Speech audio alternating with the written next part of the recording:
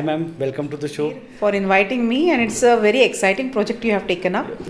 I'm looking forward to more podcasts with more people, more experience than me maybe. Definitely. So, ma'am, the sole reason to call you here was you have had a very interesting journey. Was what I've seen over the years.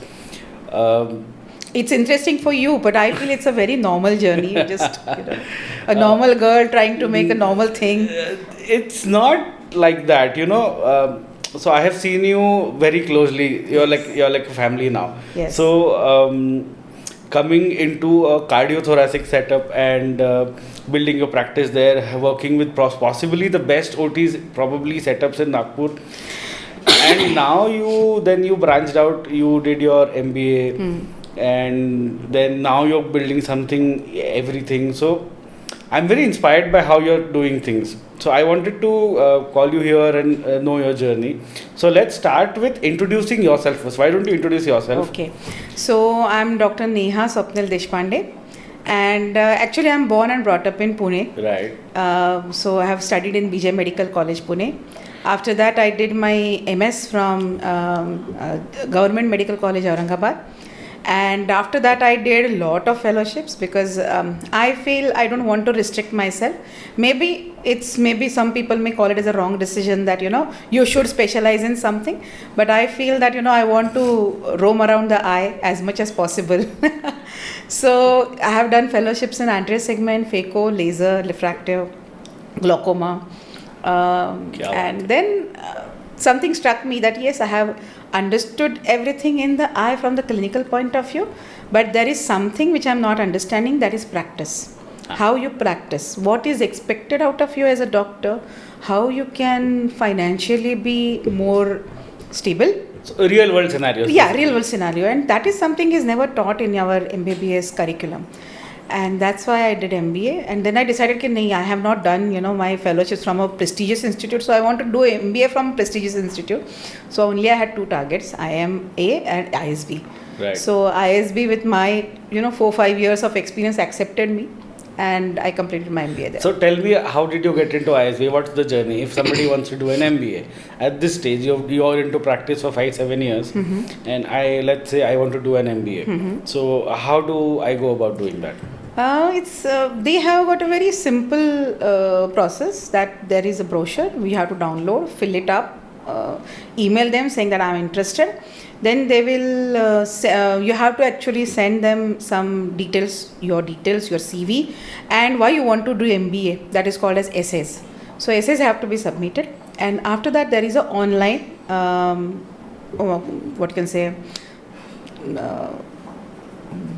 interview. Right. And after that interview, they declare that okay, you are within their first 50 people, so you can take admission. So this was an offline course or was it an online? It's a mixture. Right. It's the beautiful mixture you can ever have, because you are a working professional.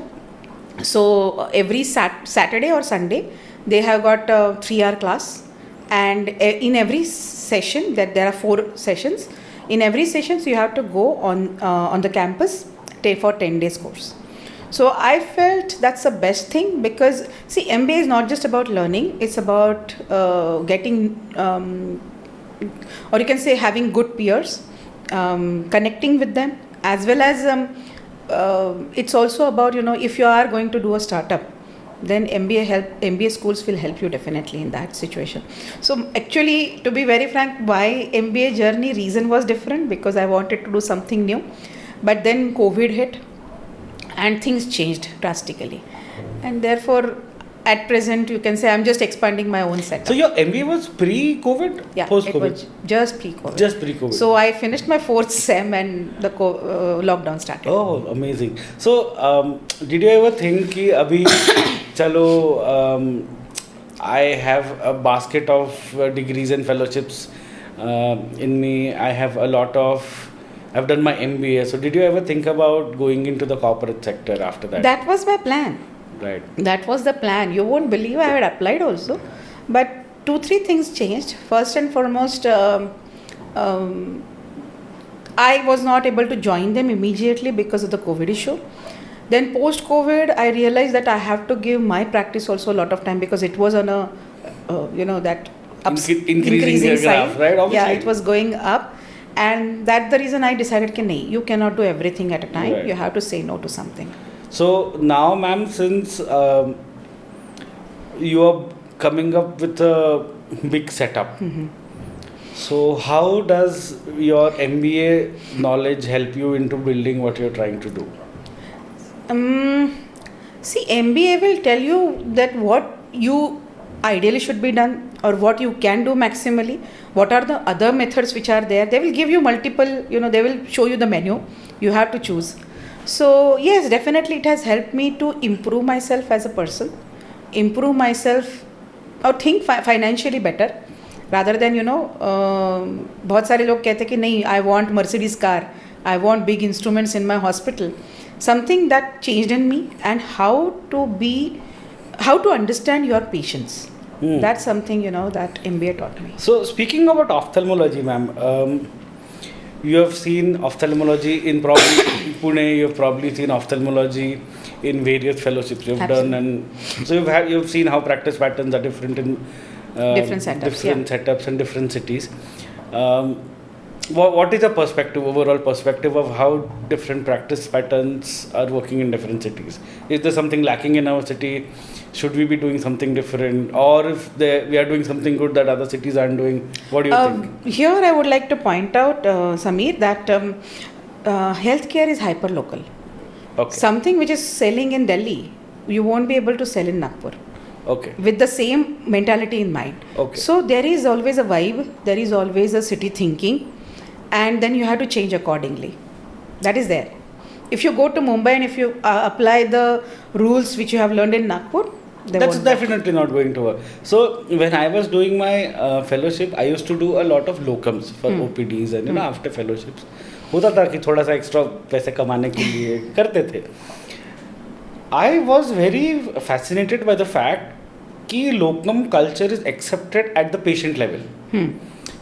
हमारे यहाँ if a patient comes and we say कि आज मैं नहीं हूँ and other doctor is present, the patient will probably say हाँ मैं कल आता हूँ. If there is another doctor present, he will not be ready to interact with another doctor. So this is definitely what changes from city to city, I guess. Yes, but even I saw Pune changing drastically. Okay. When I was small, my father is also a doctor, he's a pediatrician. So I saw a typical culture which is at present there in Nagpur, that people come with the idea कि नहीं मुझे ये doctor को दिखाना है. Is it? But the problem now, what happened in Pune, they realized that it is not important just a doctor. Everything is needed. You need to have a hospital, you need to have a OT, you need to have a setup, you need to have protocols. Everything under one roof is basically what the patient demands nowadays. And then they started going to the hospitals name. And Pune also changed accordingly. What is happening in Nagpur is that still we don't have that cosmopolitan culture and time frames. कि यहाँ से वहाँ जाने के लिए अगर मुझे 10 minute ही लग रहे हैं नागपुर में, I will come back again. But in Pune, this won't happen. Instead of that, the person will say, no, I'll just show it, forget, I cannot waste again 2 hours of my life. So there was a study done कि in India, how much will a patient travel for what specialty? So it was figured out कि for major pathies like cardiology, surgery, gynecology or some oncosurgeon, a patient is willing to travel over 10 to 20 kilometers. Rather more than that. Yeah. Over a radius of in these kilometers. But for smaller like ophthalmology, ENT, dentist, a person is willing to travel not more than 5 kilometers. This is what the study basically, that was the data which it collected. Yeah.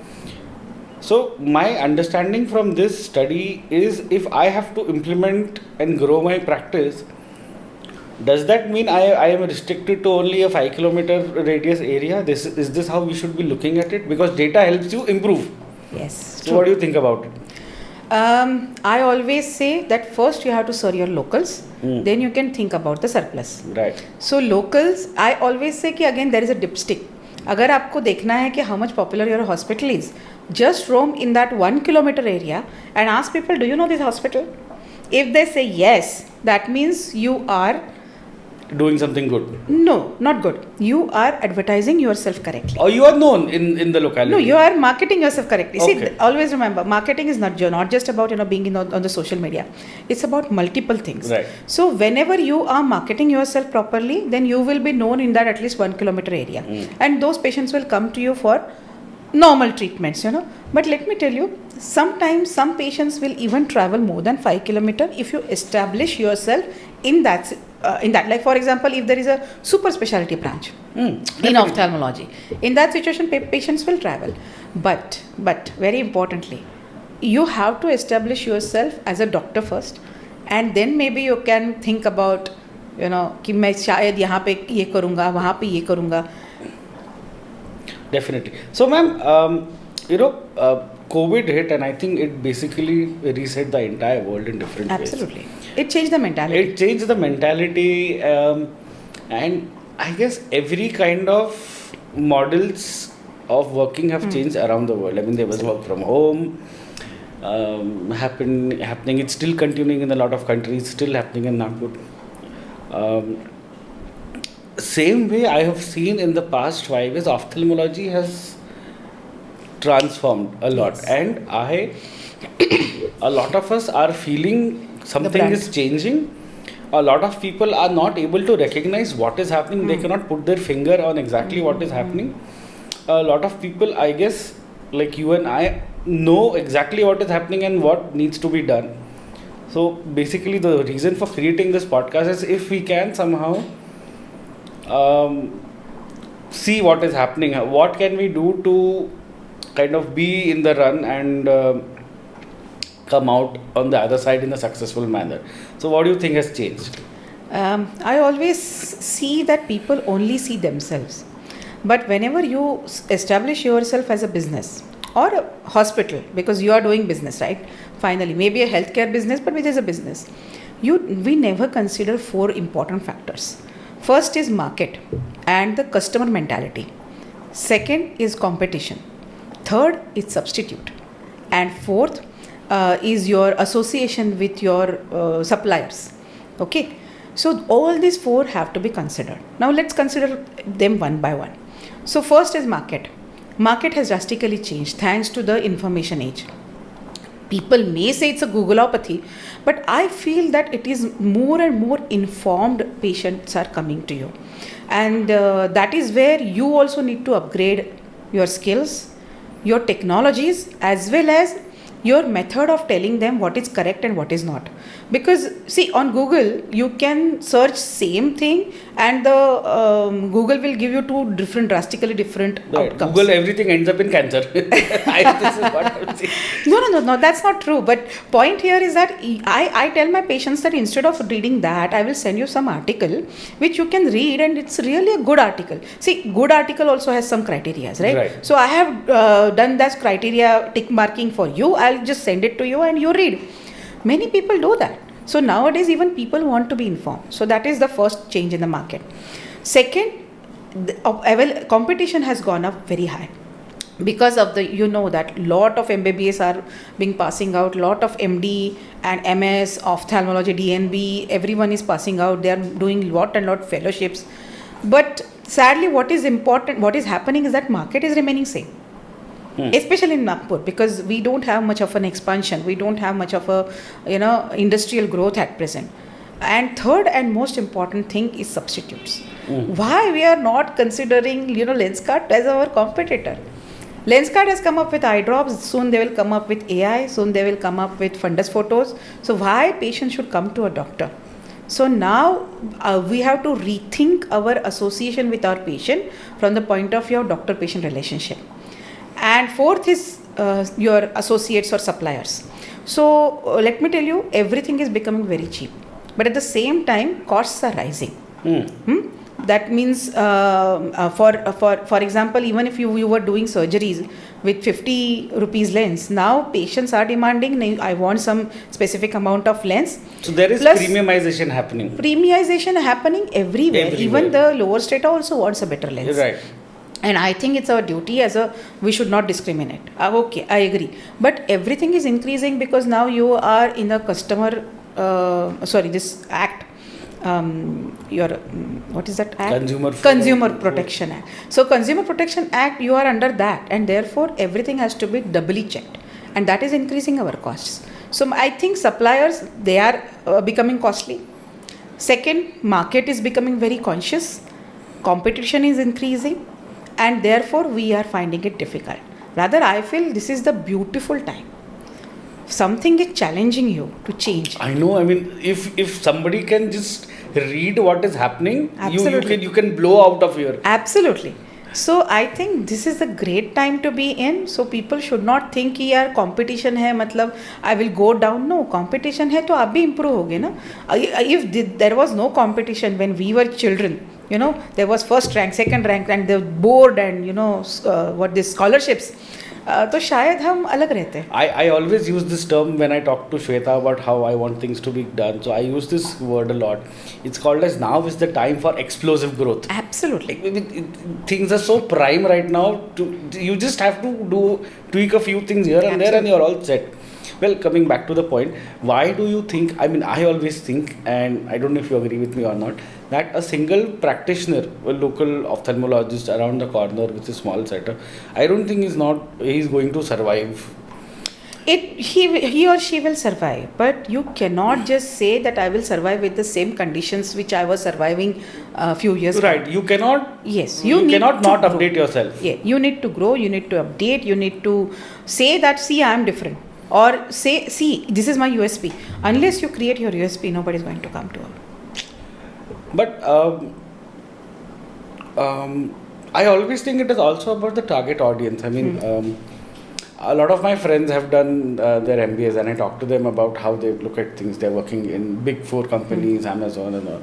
So they told me a concept about the India model. So they divided India into 3: India 1, India 2, and India 3. Absolutely. So I guess a lot of doctors need to realize what kind of India are they targeting first of all. Absolutely. If you're targeting India 1, you need to change your practice in that particular way. If you're targeting India 2, it has to be curated in that way. And India 3, it's basically volumes. So you have to make your centers in that particular way where you can do these things. Why a lot of people are not able to do anything is everybody wants to do everything. Is what I think. Why can't we tell people ki yaar, if you have opened a practice in a particular area, you cannot be and that area doesn't have a lot of paying capacity, you cannot be focusing on trying to increase your rates. Your focus has to be increasing the number of footfalls. So completely the process changes. Somebody sitting in a commercial area where there's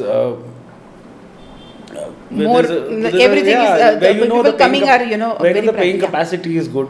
You should definitely be charging more for what you do. I mean, you provide better services. Absolutely. I'm not saying you raise your rates for absolutely no reason. Provide better services. People are willing to pay. So I don't know if people are realizing this or what is happening. What do you think about it? First and foremost, I always say that you have some specific category or cadre of patients.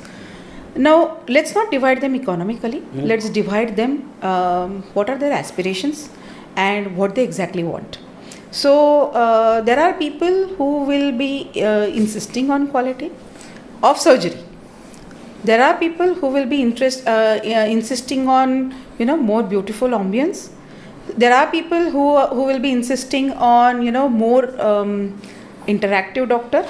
There are people who will be rather insisting, no, interaction with doctor is okay, I want fast result.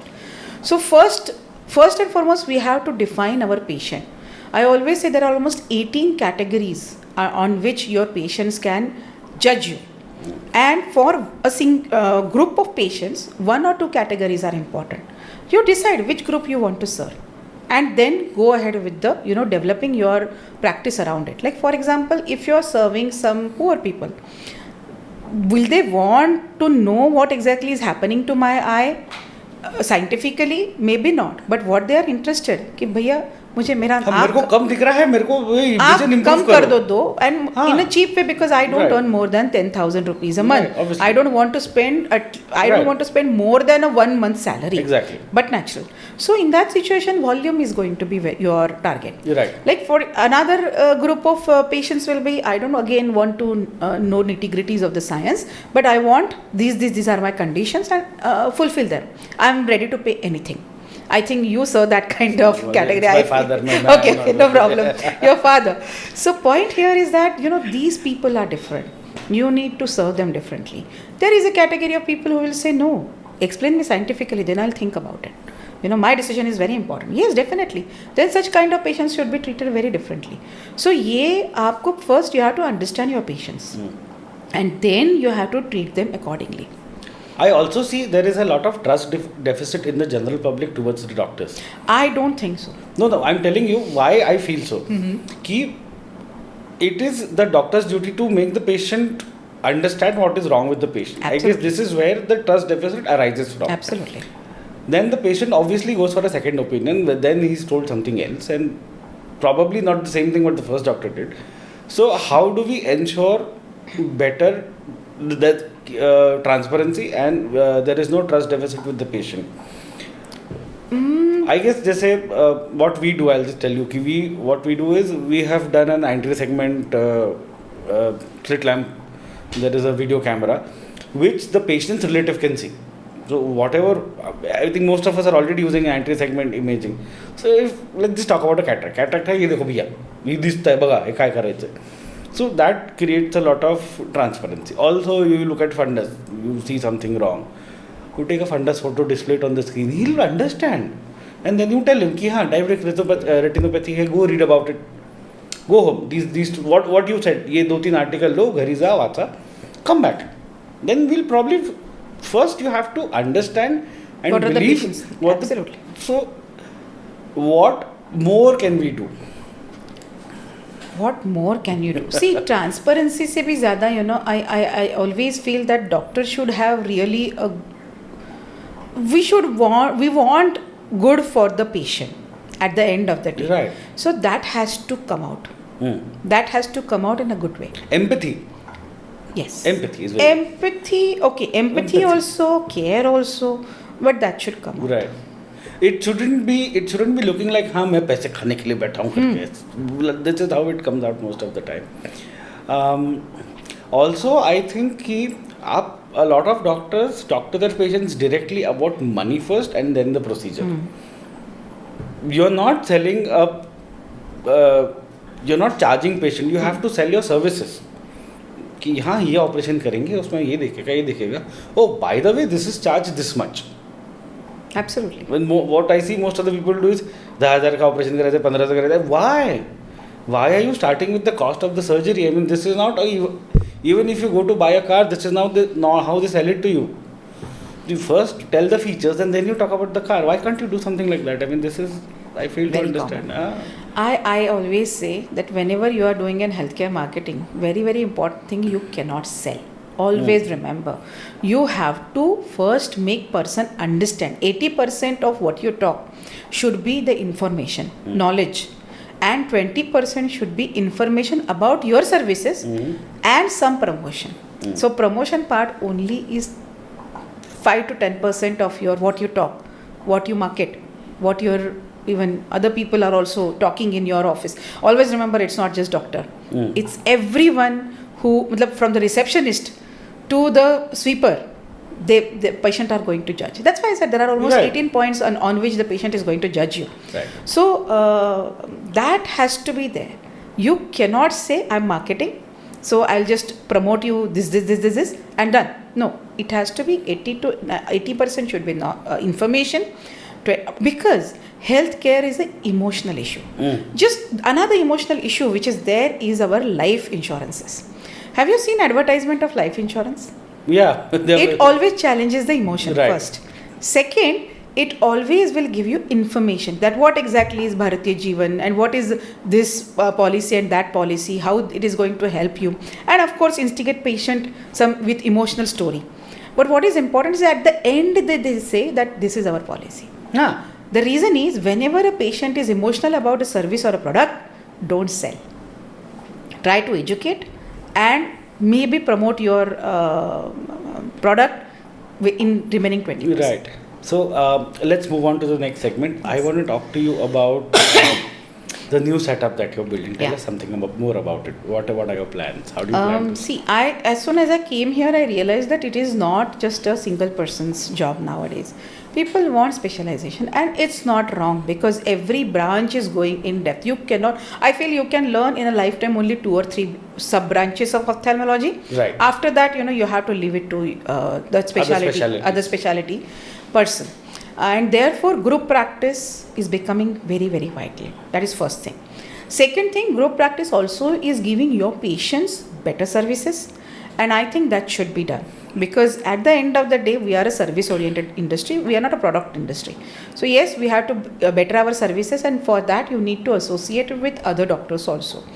And in our present setup, it was difficult. So that's why we decided to move to another setup. So what's the plan? How do you obviously are going to build up systems and processes that you are going to... Systems and processes are there at present also. Whether we are 2 people or whether we are 1 person, processes and system have to be there. Please don't say कि मैं अकेला हूँ तो process नहीं रहेगी और हम 4 लोग रहेंगे तो process रहेगी. Absolutely wrong. So the basic foundation is right. Processes have to be there. That actually liberated me. Okay. As soon as I shifted from individualizing every person to a system where you do 1, 2, 3, 4, 5, 6, 7, 8 and then you sit down for diagnosis or further treatment, that actually cleared my mind of clutter first, right. And second, gave a lot of space to give personalized treatment to each and every patient. So I think processes are very, very important. Systems are very, very important. They have to be established, whether you are a single practitioner or whether you are lot of people are. When lot of people come, of course, systems are must. Right. But even in single practitioner also you should. So if there is a new guy who's out of their residency, they're done with their fellowship, they're done with their phaco training, he's or she is out to step into the world. So would you suggest they should start with private practice because it takes a lot of capital to set up? Or the days of entering into private practices are over for newcomers? No, I don't think so. I think there is a huge potential still for private practitioners. But only issue is that you have to have a USP. You cannot say that the person near me is offering the same services and I am offering the same services and that's why you pay me more. This cannot happen. Right. So for that, I feel they should take an experience of a practice. See, when you learn clinical. Right. But you don't learn practice of a ophthalmic practice I'm talking about. So there are multiple levels of practice. So why not to go and observe? Like for example, go and observe, ask some major institutes that I just want to come and observe your processes. Don't pay me. I just want to for 10 days. 10 days, 20 days, 30 days. I'm going to shadow you. Absolutely. You as the main consultant, I'm going to shadow you. I'm just going to see what you do. I don't want surgeries. I don't want anything. I will just shadow you. Absolutely. And go look at multiple doctor setups. Absolutely. You absolutely can do that.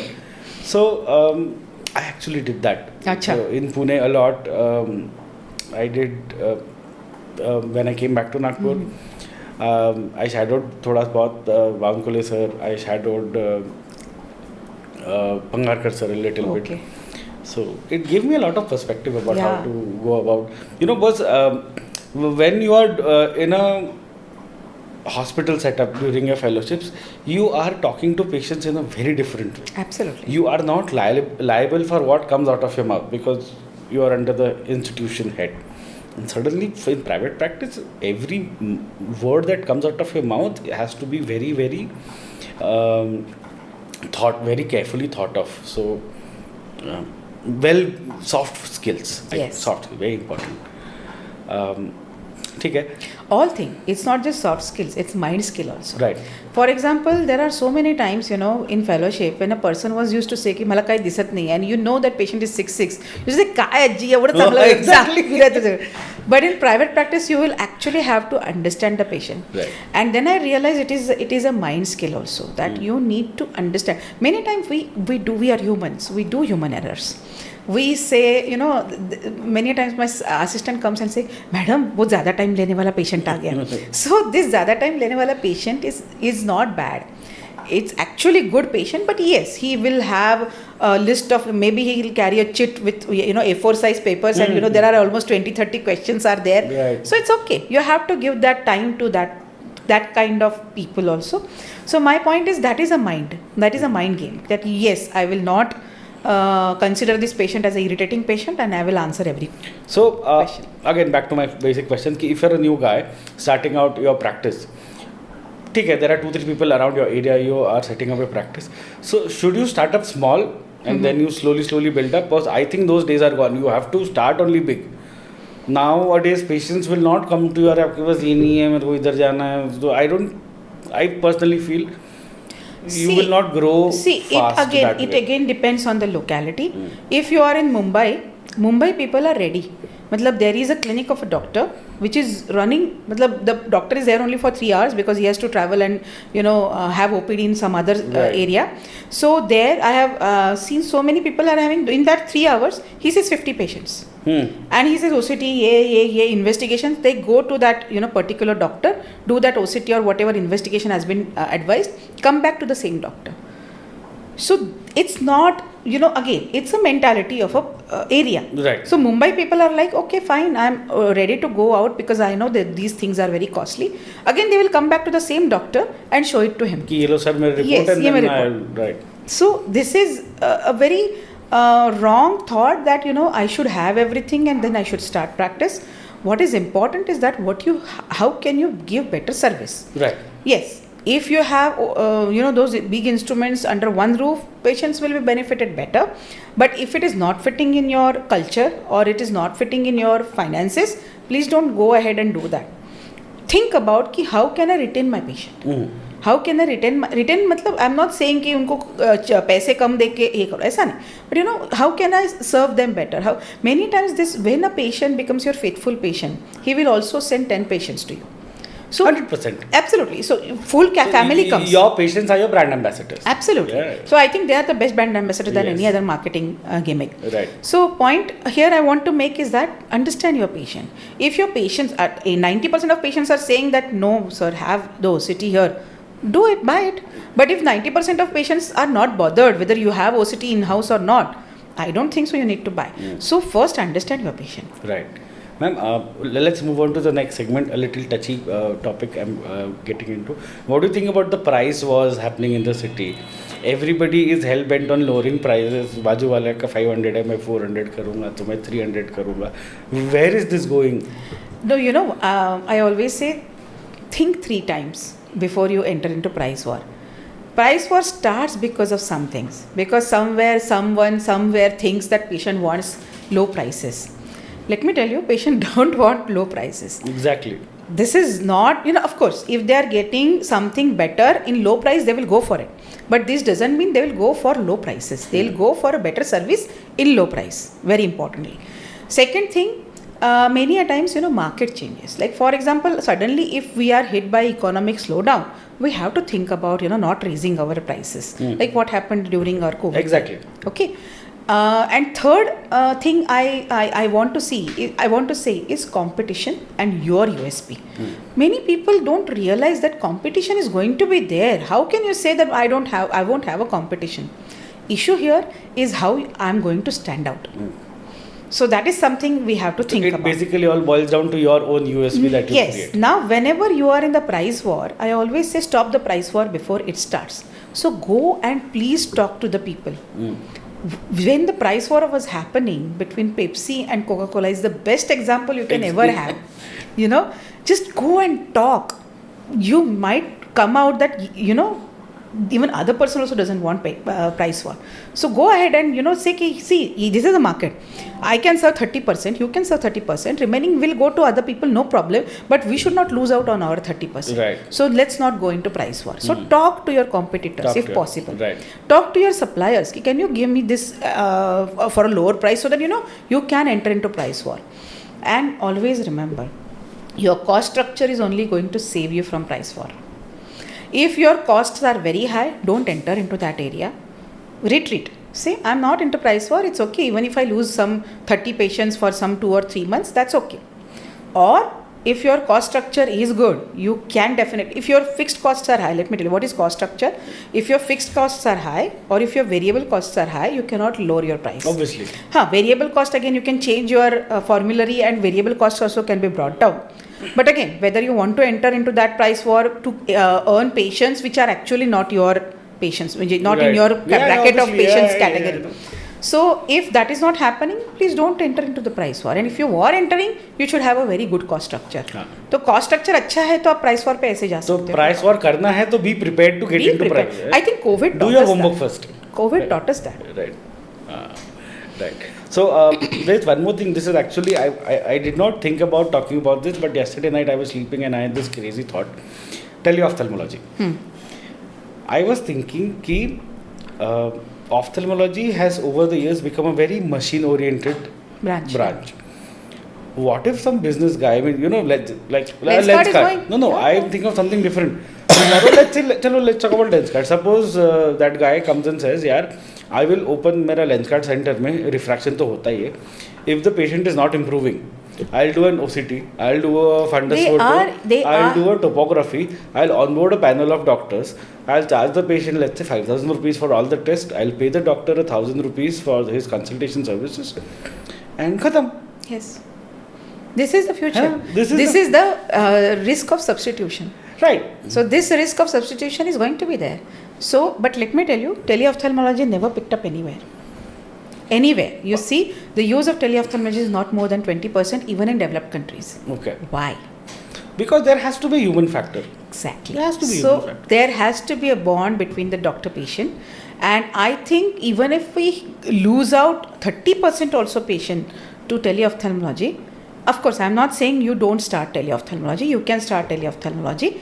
Are there going to be risk of substitutes? Yes. Major, big chunkies, though business people are investing into AI and photographies because we are photography dependent branch, but still we will not lose 70% of our patient load. This is what my prediction is. Mentality changes, and if mentality changes drastically, then maybe we may have to think about even we entering as a... That is my question. So when I thought about this topic, I thought, okay, I'm practicing in, let's say, one part of the city.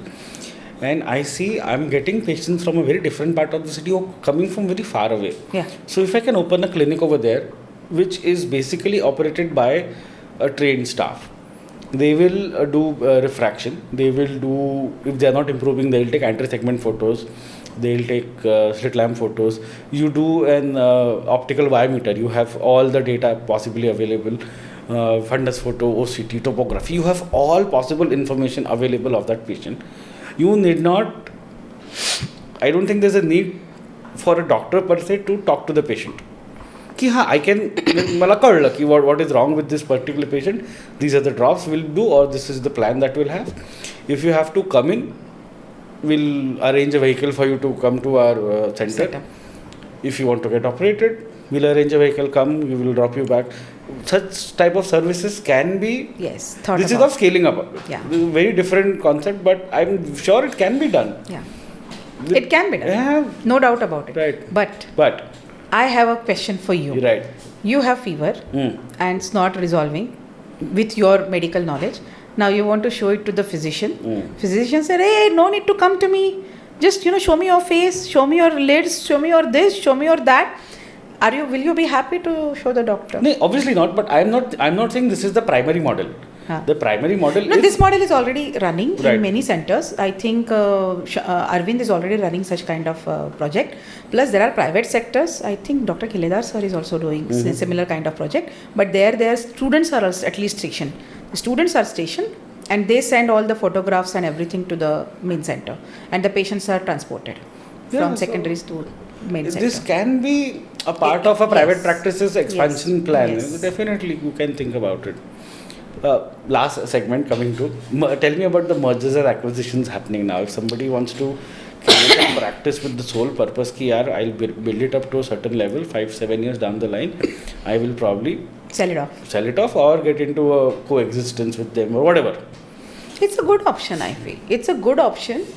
See, the management of a hospital is becoming headache nowadays. Everyone knows there are at least 37 types of permissions you need, which need to be again reevaluated or redone every 2 or 3 yearly. So for the doctor, whether he should see the clinical part, whether he should see the management part, that's the confusion many doctors are having, and that's why they are thinking, okay, why not to go into acquisition or mergers, especially coexistence, what you are saying, where I will continue doing my duty as a doctor. I will continue to get the profit which I was getting, but the headaches which I had of managing the hospital will be less. So I think that's a good thing. But then you are adjusting into some preformed structure. आपका ढांचा है, उसमें आपको fit होना है. But if you are of mentality, no, I want to experiment. I want to experiment with the present ढांचा. I want to experiment with this, I want to experiment with that, I want to experiment with, even how the patients will be educated. I don't want a counselor, I want something different. So, अगर आपको ऐसा करना है, then, these things might not be very helpful because they have some preformed protocols. You cannot go beyond that. But it's a good thing to plan. Absolutely. Right. Of course, many a times what happens that second generation is also involved. Like, your father or my mother-in-law. So they will think, whether that will be welcomed by my second generation, I don't know. So if second generation is saying, no, Papa, I want to just do my clinical stuff, do a lot of presentation and research work. I don't want to get into headache of, whether this maushi has come or not, or this bathroom is cleaned or not, this patient food is prepared or not. I don't want to get up into that nitty-gritty. Then I think these are very good options. So one of my friends from back in HV, she is a second generation ophthalmologist. Her younger sister is, I think, just coming out of her residency and fellowships. They sold off their practice to Center for Sight for, I don't know the amount and all, but and now they are still working there. And she's like, I have never been happier at working at my own hospital. I have to come, work, operate, see my patients, post-ops, go back. मौसी नहीं आया, electricity का bill नहीं भरा, ये नहीं हुआ. I am so happy, she's saying कि I can feel the joy of work all over again. That is the mentality. Right. Like, for example, I won't want that. I would like to see whether my patient is, doing that form properly or not. Right. I want to see patient, I would like to ask कैसा लगा हमारा? Please rate us. मैं खुद पूछूंगी. I want to tweak something here and there. I want to make the experience something different. To each his own. So you like absolutely. To be a person always in command, probably. Yeah. Right. Possible. Yeah. You cannot do everything though, but yes, definitely. Chalo, good hai. I guess that's it for today. Yeah. Lovely. Nice conversation I had after so many years. Thank you, Samir, for inviting me. So, ma'am, my point of creating this entire setup and podcast was, हम लोग CMEs में इतना बात कर ही नहीं पाते हैं. There are so many people, everybody has to talk. So you cannot do deep dives into any kind of conversation. So that is the main reason why. So I want to talk to more people. Of course, please talk, and we'll definitely watch your podcast. So I want to talk to more people how they build up their practices, the systems and processes that they employed. Everybody has a different story to tell. Absolutely. Then I also want to talk to about a lot of newcomers. What problems are they facing in probably growing up? And about you are a well of information. I know. So this is not the first time you're here. Afterwards, I want you to come here on a routine basis. We can select one topic and we can just do a deep dive about it. Absolutely. I would love to come. You can be a repeat kind of a person always. So Anything you would like for me to improve on all these things? Nothing, start. Start and people will love it because this is a need of an hour. Right. I feel everything is taught and everything is at a fingertip, the clinical knowledge. But what is not is how to These practice. conversations are never had. Absolutely. These are always closed door conversations. I don't know why you can't have them on a public forum. I agree. ठीक है. Thank you so much for coming, ma'am. Thank you, Samir. Thank you.